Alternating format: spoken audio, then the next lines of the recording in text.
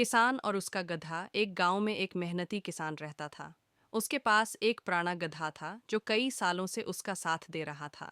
गधा बहुत वफादार था और किसान के लिए बोझ उठाने और खेतों में काम करने में मदद करता था। लेकिन वक्त गुजरने के साथ गधा कमजोर और बूढ़ा हो गया। अब वो पहले जैसा ताकतवर न रहा था। हादिसा, एक दिन किसान अपने खेत में काम कर रहा था कि अचानक इसे एक जोरदार आवाज सुनाई दी। जब उसने मड़कर देखा तो वो हैरान रह गया। इसका गधा एक पुराने खशक कन्वे में गिर गया था।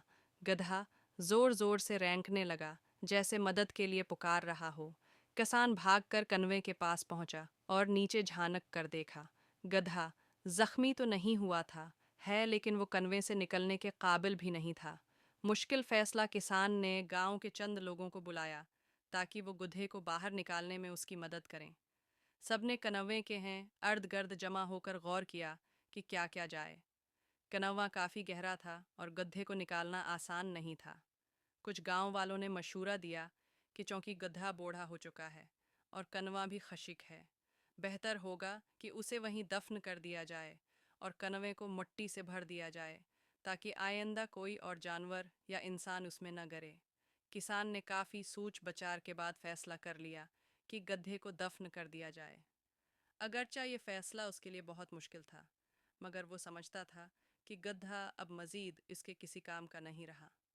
गधे की हिम्मत किसान और गांव वाले कनवे में मिट्टी डालने लगे। जैसे ही मिट्टी गधे पर गिरती, वो थोड़ा घबरा जाता, मगर फिर इसने एक हैरान कन काम किया। हर बार जब इस पर के लिए हम मिट्टी डाली जाती, वो उसे अपने जिस्म से झाड़ देता और उस पर खड़ा हो जाता। जैसे जैसे लोग मिट्टी डालते गए, गधा उसे अपने कदमों तले रौंद कर ऊपर आता गया। किसान और गांव वाले हैरानी से ये मंजर देखते रहे। वो मिट्टी दफन करने के लिए डाल रहे थे, मगर गधा उसका इस्तेमाल अपनी नजात के लिए कर रहा था। कुछ देर बाद इतनी मिट्टी कनवे में जमा हो गई कि गधा कनवे के किनारे तक पहुंच गया और एक छलांग लगाकर बाहर आ गया। सब हैरान रह गए कि गधे ने अपनी समझदारी और हिम्मत से खुद को मौत के मन्ना से बचा लिया। किसान को भी एहसास हुआ कि उसका गधा वाकई कमाल की चीज़ है।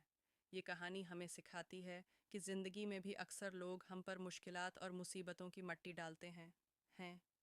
अगर हम मायूस होकर हार मान लें तो हम दब कर ख़त्म हो जाएंगे, लेकिन अगर हम हिम्मत और अक्लमंदी से इन मुश्किलात का सामना करें और उन्हें अपने फ़ायदे के लिए इस्तेमाल करें तो कामयाबी यकीनी है।